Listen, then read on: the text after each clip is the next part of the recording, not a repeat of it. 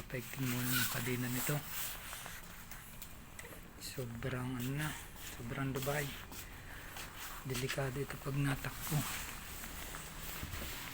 Baka bigla matanggal ang kadena. Ang driver ko alam lang isang makay pati paglilinis grabe ang dumi. Sayang hindi na niya nalilinis. Kaya paigtingin ko ng konti ang kunya ratchet niya 20. Kailangan ko ng 20. Tapos ito.